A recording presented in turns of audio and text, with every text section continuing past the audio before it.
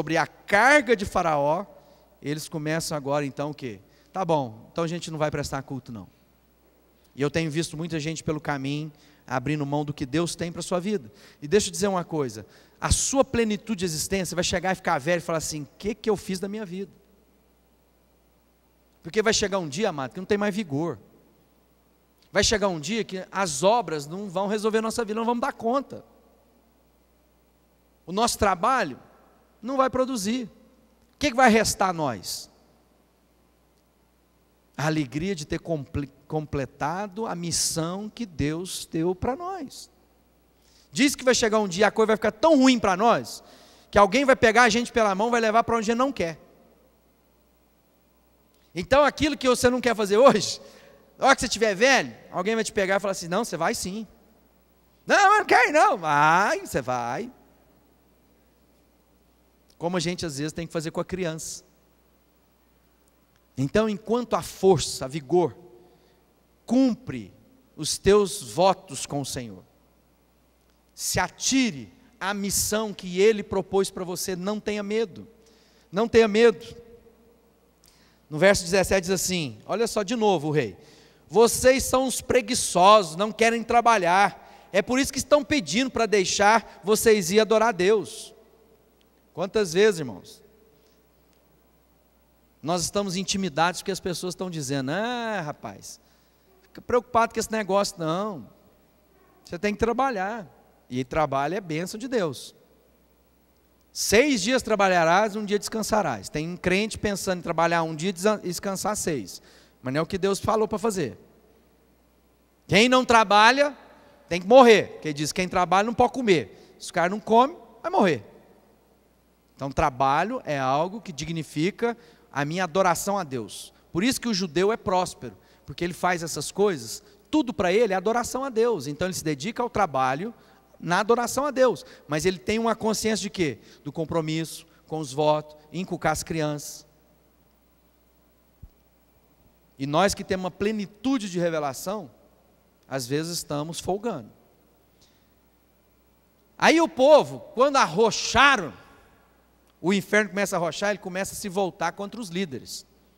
E foi a primeira coisa que o povo fez. A hora que a coisa ficou mais arrochada, porque agora começaram a ficar debaixo de chibata. Diz que os feitores começaram a chicotear o povo de Israel. E eles foram lá falar com o rei. Falou, rei, nós somos seus súditos, nós estamos aqui fazendo. E ele está dizendo, você está ocupado, você está com essas conversinhas de crente. Nada disso, vamos trabalhar mais e é chibata em vocês mesmos. Aí eles falaram, não, então vamos conversar com Moisés. Moisés, depois a gente nasce fria. Aí eles foram lá, verso 20. Depois de falarem com o rei, eles se encontraram com Moisés e Arão, que estavam esperando, e eles disseram, o Senhor Deus está vendo o que vocês estão fazendo, e vai castigar vocês. O povo falando, pois por causa de vocês, o rei e os funcionários estão com ódio de nós, vocês deram a ele um motivo para nos matarem. Então agora, a estratégia do inferno é o quê? Se rebelem, não contra os que te faz escravo, mas contra aqueles que estão tentando te libertar. Interessante? Em vez de eles falarem assim, não, agora nós vamos fazer, o rei do Egito vai ter que sujeitar, nós somos muitos, nós vamos nos posicionar. Não, se for lá para Moisés, vocês estão azedando para a gente. Eu sei que essa história de adoração a Deus está complicando. Nós estamos aqui, bem, há 400 anos, está certo que a gente vive uma vida assim, básica, mas está bom, tem gente que está pior agora, porque agora a gente tem que trabalhar mais, e estamos debaixo de chibata. O que você está fazendo da sua vida? Com medo da libertação, ou animado pela libertação, e que vai ter um período de reação do inferno sim, vai ter. Às vezes seu marido não vai te entender, por que você está indo no culto? Sua esposa não vai te entender, mas se você se manter íntegro no caminho que Deus tem, é um caminho de vida, é um caminho de paz. Por isso que a Bíblia nos ensina que Deus não tem alegria naqueles que retrocedem. Por isso que a Bíblia diz que as pessoas que se entregam, uma vez caminhando com Deus, se entregam de novo à devassidão, o segundo estado dela é pior do que o primeiro. Por quê? Porque não avançaram para onde Deus tem para nós, elas ficaram o quê? Negociando. Aí Deus volta e afirma com ele de novo o compromisso. Deus está sempre, minha palavra está empenhada. Capítulo 6, verso 1. Então o Senhor respondeu a Moisés: agora você verá o que eu vou fazer com o rei do Egito. Eu vou obrigá-lo a deixar o meu povo embora. Eu forçarei a expulsar os israelitas do seu país.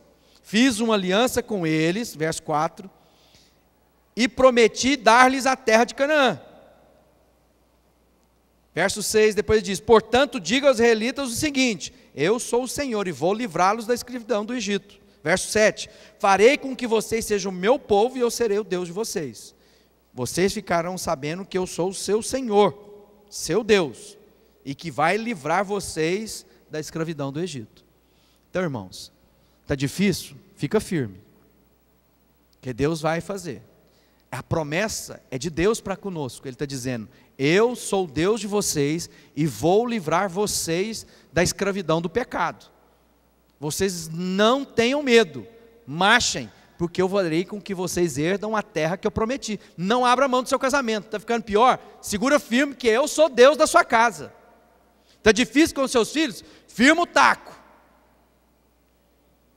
porque eu vou mostrar que sou Deus. Está difícil o seu trabalho? Você resolveu ser honesto, agora a coisa ficou pior? Firma, não negocia. Todas as vezes que a gente sai para aquilo que é o império das trevas, eu estou por minha conta. Aí, o juízo, não adianta eu chamar Deus para isso, Deus não vai entrar na minha lambança. Fica firme. Mas está difícil, o povo está me perseguindo. Fica firme, que você vai ver o livramento de Deus. Ser forte, ser corajoso. Deus diz que gente medrosa não herda as coisas que Ele tem para você. Gente inconsequente, inconstante, não vai herdar o que Deus tem para a sua vida. Mas gente firme na promessa vai receber o que Deus prometera, porque Ele fez a promessa. Amém? Aí no verso 9 diz assim: o povo começa a ficar indiferente, começa a ficar com medo. Moisés rebatiu essas palavras aos israelitas, mas eles não quiseram ouvi-lo, pois estavam desanimados por causa da dureza da sua escravidão. Então a coisa começou a ficar difícil, as pessoas falaram: eu estou lá com Deus, mas não está dando certo, a minha mulher não melhorou, nosso casamento está indo, então estou revendo muitas coisas, então estou achando que eu vou dar um tempo. Tempo para quê?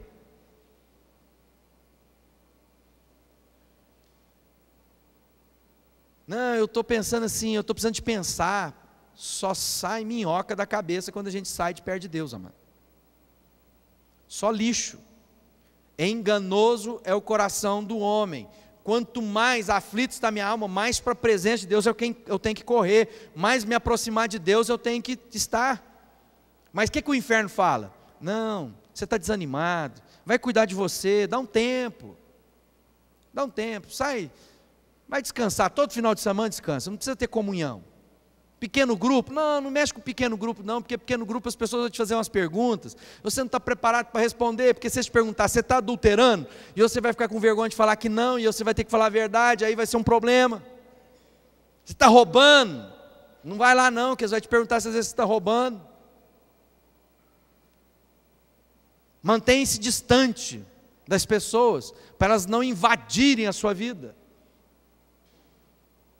Mas sabe como é que a gente vai ser curado, irmão? Quando a nossa vida estiver aberta, quando entrar a luz, quando eu tiver integridade, honestidade. Não adianta eu ficar me escondendo atrás da religião, entre eu e meu Deus. Cascata, balela, isso é mentira do inferno. Não tem nada que seja apenas entre você e seu Deus. Porque o nosso Deus falou para nós que agora é Pai nosso, pão nosso, entre nós e o nosso Deus.